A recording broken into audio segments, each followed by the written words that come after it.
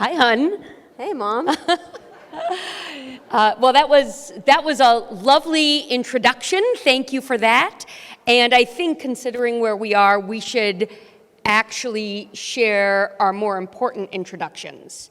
You want to go first? Yeah, so here's the most important thing you need to know about me right now. I have OCD, obsessive compulsive disorder, trichotillomania, a hair pulling disorder, generalized anxiety disorder, and panic disorder. All right. What about you?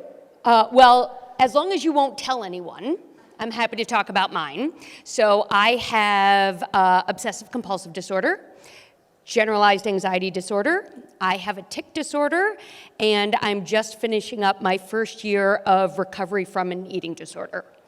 But again, please don't tell anyone. I wouldn't want the word to get out. This feels really private. Gotcha. We'll see if we can make that happen. Okay. So why do we introduce ourselves like that? Well, first of all, we know that we are among friends. Number two, everywhere we go, we're trying to reduce the stigma of talking about mental health and well-being. But probably most importantly is that we are two different generations, and we experience talking about mental health and well-being in public in very different ways. Right. So I'm Gen Z, 22. I am older. I am older. I'm Gen X, 51. And when I was growing up, we were told, sort of the big three of things that you don't talk about, which were politics, sex, and religion, which of course, as somebody who grew up with OCD, all that made me do was want to talk about politics, sex, and religion. And yeah, these were the things you didn't talk about. And mental health was nowhere on that list because it was just assumed you wouldn't even have to tell anyone, of course you don't talk about your mental health and well-being. And it was a little bit different for my generation growing up. I think until I was about 15 years old, I didn't really know of other people who were struggling with their mental health, but I grew up with role models like Selena Gomez, Lady Gaga, Demi Lovato, all these amazing people who have come out publicly to talk about their mental illness, and I think your experience was a little bit different. Yeah, so you had Demi Lovato, you had Lady Gaga, I had Hannibal Lecter, I had Jack Nicholson from One Flew Over the Cuckoo's Nest, and probably the person who had the greatest impact for me was Alex Forrest, who boiled the bunny in Fatal Attraction. So those were my models of people with mental illness. So clearly it was something you weren't going to talk about. And in our day jobs, so obviously our side hustle right now is, staying at the Arizona Biltmore. I mean, I could make this my full-time job. I'm sure many of you could as well. In my day job, I am an executive coach and a workshop facilitator. I work with leaders and teams, particularly on how to help them navigate tricky conversations like giving feedback. In the last 5 weeks, I've spent almost all of my time talking with companies about how to talk about what's going on in the Middle East at work, and we find that tricky conversations have at least one of what we call the 5 Ps. And so the first is that it's personal, right? It's something that feels like it is impacting you or impacting the person you're speaking with. Number 2 is it's provocative, meaning it brings up a wide range of perspectives, emotions, feelings. It's painful. That's the third one, meaning that the feelings that it brings up range from, distressing to devastating. It is, what's our 4th P? It is political. It is definitely political, right? And so you have people who are on different sides of the issue, who come down and feel really strongly about a whole range of different things. And the 5th P escapes me. The good news is because we talk about it so much, we keep a little QR code on our phone of those 5 Ps. So come to the expo after and you can scan our QR code and you'll have all 5 of the Ps, one of which I can't even remember right now. That's okay. But again, don't tell anyone that I forgot one of the Ps because that's private. Yeah. And so when we talk about mental health, which P is that? All the Ps. Yeah. When we talk about mental health, it is personal, provocative, political, another one, and another one. Yeah. another one, another one. And I remember the first conversation that we really had about mental health. I was in 7th grade, about 12 years old, and I remember we were going to get frozen yogurt because that is the only way to cure mental illness. And according to research, of course. And we were sitting in the car, and I remember I used my best friend Google to diagnose me. And I said, Mom, I don't really know how to say this to you, but I think I have OCD. And I was bracing for you to say something like, that's not true, or get over it, or something along those lines. And what you said next changed everything. What did you say next? I said, yeah, me too. And I was shocked because, you had never said anything to me about having mental illness. You had never said anything to anyone about having mental illness. And to think that the person that I looked up to the most, the person that I wanted to be like the most, was struggling with the exact same thing that I was struggling with, made me feel like I could do anything, like I could be successful. And I think we went on this journey together after I got therapy, and me and your best friend, we basically were like, you got to get help because you're so pro helping everyone else. Like, you got to get your stuff handled. Yeah, so I had an intergenerational intervention around my mental health, which was my teenage daughter and my best friend from college, who both looked at me and said, you are suffering. I don't think you know it. And they also were sort of clever enough to recognize that, I might believe, which I did, that having anxiety was propelling me forward, that was actually a competitive advantage to be an entrepreneur, running a business and have anxiety. And I think I believed that I would lose the competitive advantage if I did something to reduce the obsessive-compulsive nature and the generalized anxiety that helped me run a successful business. So I'm very grateful for an intergenerational intervention around this as well.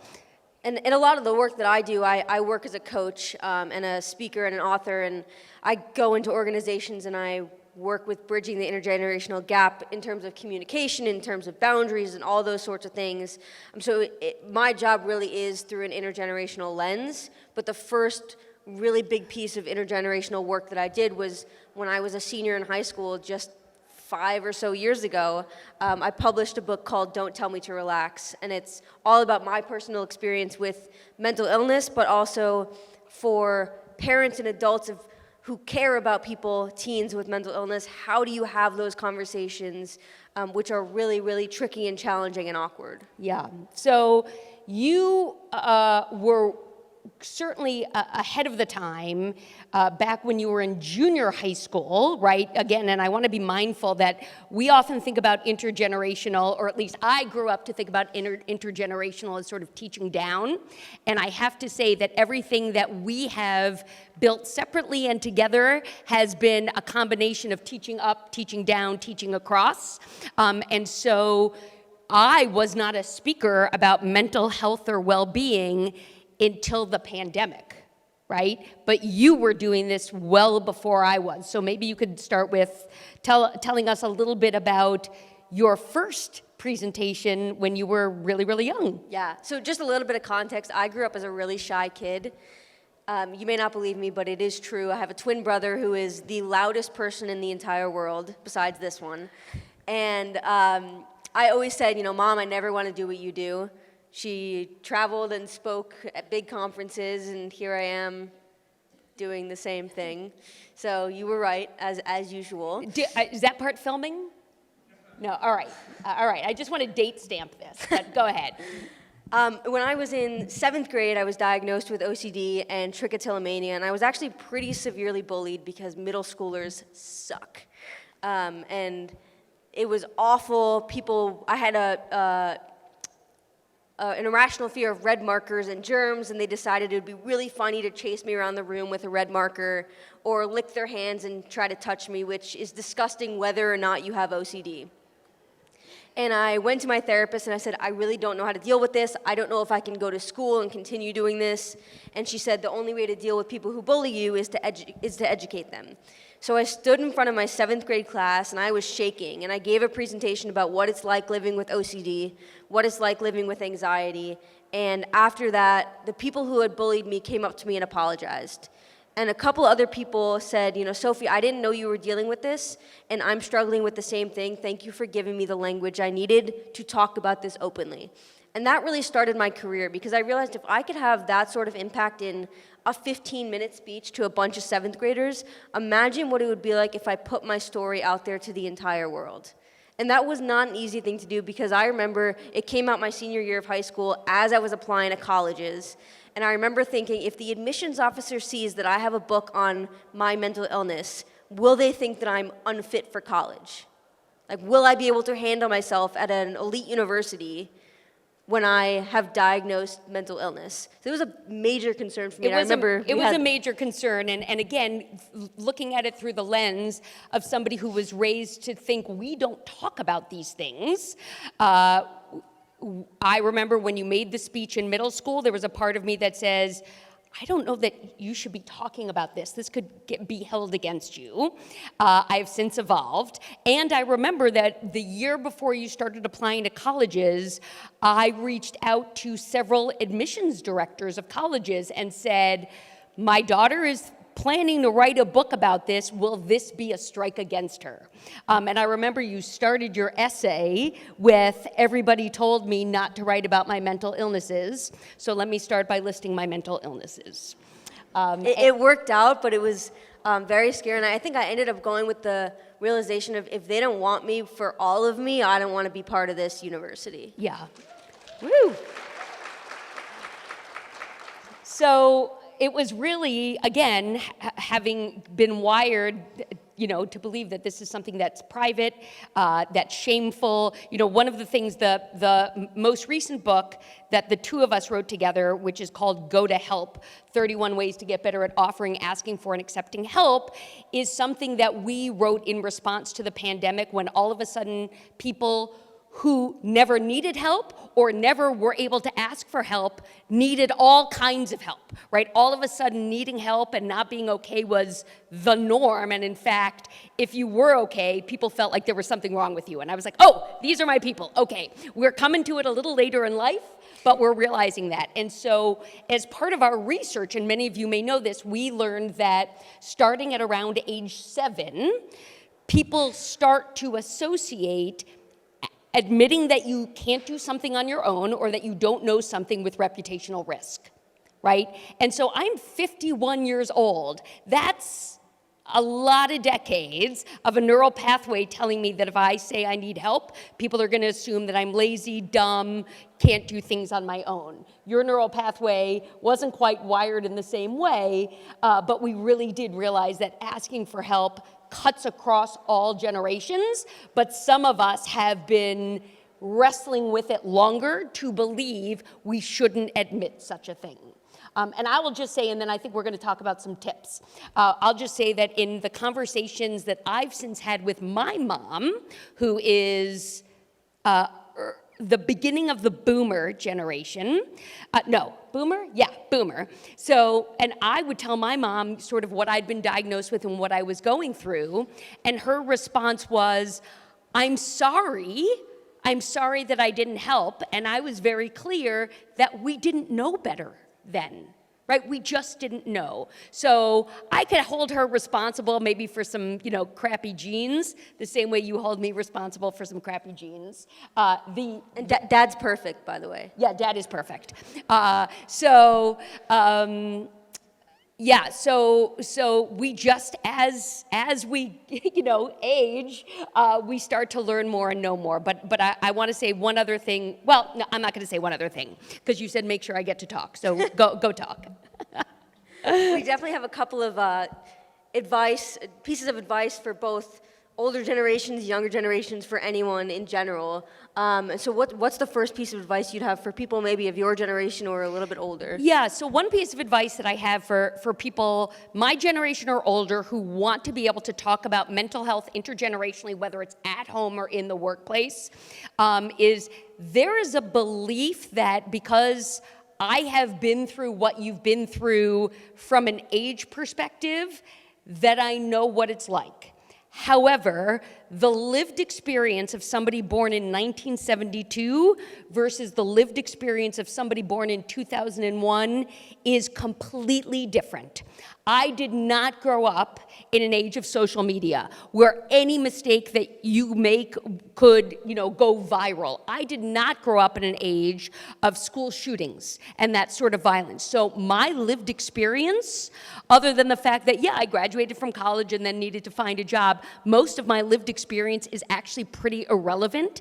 And so my job is to be thoughtful, compassionate, and empathetic towards your lived experience or the lived experience of somebody younger.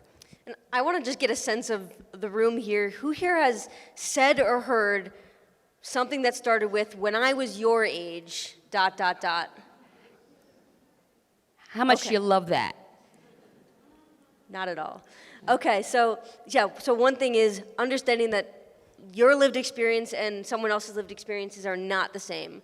Another thing is there's a tendency of older generations to do something called giving perspective, which might be like when I was your age, but it might also look like if you come to me with an issue, I might say, well, there are kids starving in Africa, what do you have to worry about?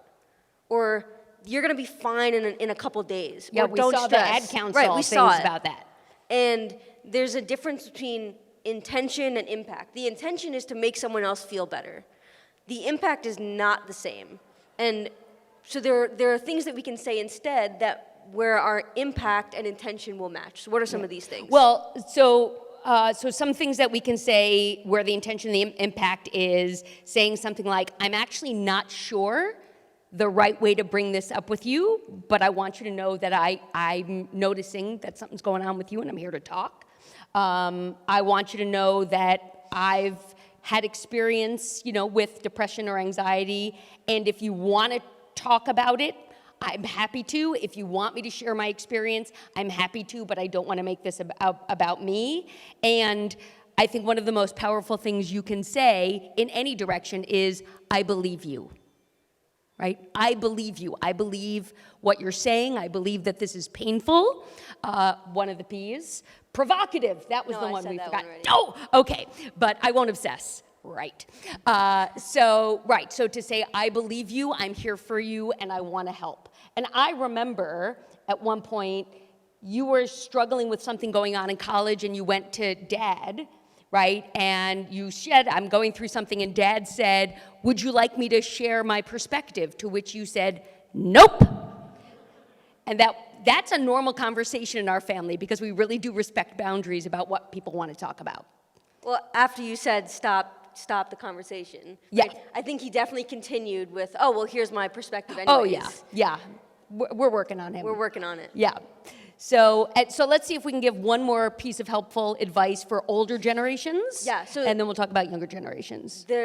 The one piece of helpful advice I would give is you don't need to share your own experience to be able to listen to someone else's. So if you don't feel comfortable talking about your experience with mental health, you don't have to, but you have to be willing to listen to other people share theirs. Yeah, excellent. And if you don't know how, there are plenty of resources out there to teach you how to listen. I mean, Sophie and I both went to coaching school. I also have a master's in social work, but in coaching school, one of the things that we learned was how to make it absolutely not about you and completely about the other person, and how to really listen in service of the other person as opposed to in service of you learning more about them so that you can fix them. That is not your job. All right, let's now move to the youngins. So what's some advice that you would give to a younger person or professional who wanted to speak up to somebody, who was wired like I am, which is we don't necessarily talk about these things? Well, I would definitely say you have to talk to someone, and it doesn't have to be your boss, it doesn't have to be your parent, it doesn't have to be, whoever else. You just have to find one person to talk to, and that's going to make a huge difference. Yeah. And I think sometimes you also say, like, you can't let your ego, if you're the older person, you can't let your ego get in the way of that person getting help or finding somebody to talk to. Right. I would say for a younger person, please know that an older person may be trying, and it may be very messy, right? It could be brilliant, and it also could be really messy. And so 2 things to do. Number 1 is to dignify every attempt. If you have an older person in your life, whether it's a manager, a parent, a grandparent, right, who's trying to have a conversation with you about how you're feeling and what's going on, dignify the attempt, even if the delivery isn't quite there, and then offer them positive reinforcement, thank you for having this conversation with me, and then maybe say, and can I tell you what would be more helpful? Or what would be especially helpful to me right now. And so you advocate for what you need, the kind of help that feels helpful, while also really thanking them for even just putting their toe in the water. Yeah. Yeah. And I think a piece of advice for any generation is to become what we like to call help fluent. And this is an idea we talk about in our book that we wrote, Go to Help. And it's essentially the idea of knowing lots of different ways to offer and ask for help. And so a lot of us have one way that we are rewarded for or really good at helping. So for example, my dad, who's a trained engineer, is really good at solving problems. And when it came to my mental health, that is not the solution that I needed. But he is paid to have that kind of thinking, to see a problem and try to solve it. Yeah. And so what we want to do is figure out other ways that we can offer and ask for help. Yeah, so let's just very quickly, let's see which of the 31 strategies remember, considering I couldn't even remember 5 Ps that I keep on a QR code. So what are some ways that we could offer help to someone or ask for help, other than solving it for them?